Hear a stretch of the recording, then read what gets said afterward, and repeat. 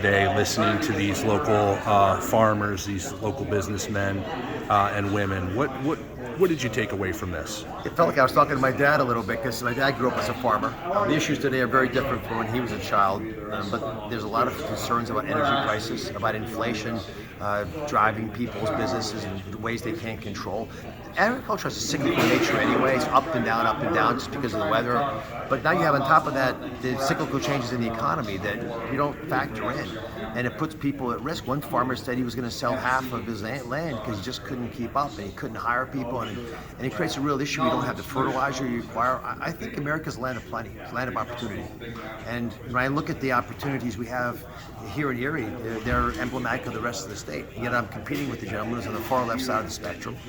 John Fetterman, for example, does not have a strong belief in energy policy as I do. And I think if you have enough energy, then you can fund the growth of the nation. But in particular, you can start to support our farmers with materials they need. They're also a force for good because they're quenching up carbon from the environment. That's a good thing, yet they're not giving credit for it a lot of times. So there's a lot of frustration that they're not respected for doing what we all want to do with our lives, which is work hard. What's the one thing you can do in the Senate to make the lives of these farmers easier, make their businesses more profitable? There are a couple of things you can do in the Senate. One is you have subpoena power, so you can call people out who are doing things that aren't helpful, and particularly if there are policies made that are made by middle-level unelected bureaucrats who don't really serve our needs. But the other thing is you can call attention to rules and regulations, which are actually more maddening than the taxes. And certainly from the perspective of these farmers, we can do better if we're actually making rules as few as possible, and the ones that we make, we enforce correctly. Instead, you're giving small-time farmers 1,000 pages of material to fill out. They can't keep up with it. It doesn't seem to really address the needs that the rules were made for, and yet it penalizes people stuck with the bill.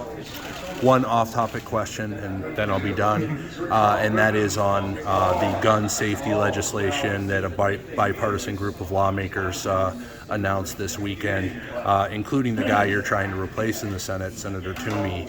Have you had a chance to look into that legislation, and would you support it? Tell me a little bit about your thoughts on that. So I'm happy the Republicans and Democrats are working together. I saw a very brief outline of the framework. That's all it is right now, so I can't really comment on what specifically they're working on. I know it'll change anyway as they get it written down into a bill form. I'm a strong supporter of the Second Amendment, but I also believe that you can make sure that law-abiding American citizens can own a gun, but make sure that non-law-abiding ones don't. I think that should be the goal. Okay, very good.